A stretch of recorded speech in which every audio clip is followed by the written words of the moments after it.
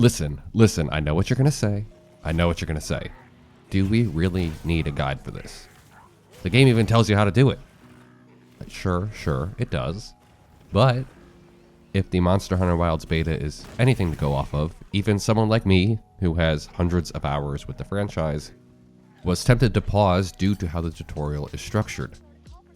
Long story short, you'll get to a point in the tutorial, at least in the beta, who knows what the full game has in store, where it tells you to fire off an SOS flare before going to hunt down the Chatacabra.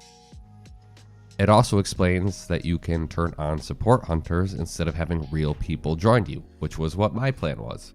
But in the moment, it can be hard to get a good read on anything, and there's no way of going backwards in the dialogue. If you didn't set it to a single player game before you started, you might be afraid of things happening because you can't pause. So, if you're anything like me and want only support hunters while you're learning how to play and don't want to deal with real people, 1, don't fire off an SOS flare, just continue on, and 2, save your time looking through the menus. This is something you can only change when you're back at camp.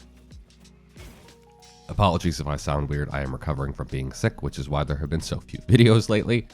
But later on, when you're at the base camp, head to the bounty board, and when you go to post/join a quest, you can control your multiplayer settings. This is where you control what kind of gameplay experience you want. Yeah, I'm so stuffed. Why? I'm fine until I talk. Help. If you're a 100% solo player, that means you want to do everything by yourself. Just don't fire off an SOS flare, ever. Easy peasy, play everything by yourself. If you want to play solo, in quotes, that is without real people, swap the setting to support hunters only. That way, when you fire off a flare, 4 NPCs will come and help you join the fight. They'll follow you every step of the way. That's my preferred method. The support hunters are surprisingly good and will still allow me to take my time and explore. Honestly, they're incredible.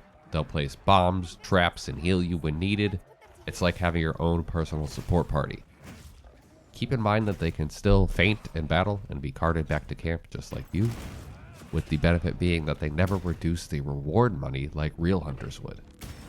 I'll admit that this is my first time playing the beta, and I'm learning a new weapon at that, so my gameplay might not be the smoothest here, but it is nice to A, have someone around to distract the monster from time to time, and B, not be stuck with someone who is over-leveled with powerful gear or weapons who can obliterate the monster before you get to do much. Plus, they're smart enough to wait around after the monster runs off to sleep instead of starting the fight without you there, which happens all the time when you're slow and playing with other real human beings. It's a win-win in my book. If you want the classic Monster Hunter experience, make sure to turn on real hunters only. That way only actual people can join you on your quest. Otherwise, it defaults to both on at the same time. The way that works is, if you're hunting with other human players in multiplayer, and your party has fewer members than the max number allowed, so whether you set that to 2, 3, or 4, support hunters may join the remaining slots if you use an SOS flare. So say you start with 2 people, the support hunters will fill the other 2 slots. However, once your party is at max, no more support hunters will join, so only 2 more can join you in that situation. And in the case where you fired off that flare, and a human player responds to it, the support hunter will give up their spot so the human player can come back in.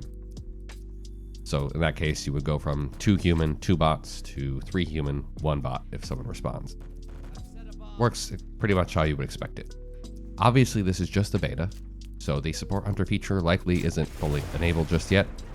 In Monster Hunter Rise Sunbreak, you can complete follower collab quests to unlock different characters to bring into hunts with you, and you could control what hunting styles, weapons, and switch skills they used. In the Wilds beta, we really don't have access to all that. It's just 3 people just join you. That's all that happens. So, needless to say, if the feature ends up being more than a foot deep, I'll be making guides on the feature, including how to unlock it, how to unlock specific hunters, loadout recommendations, etc. As a reminder, the Wilds beta is currently live until February 9th, and then again from February 13th to 16th, with the full game releasing on the 28th. Make sure to check back. You can expect more Wilds videos in the coming days and weeks. For now, though, I think that's it. I'll see you next time. Bye.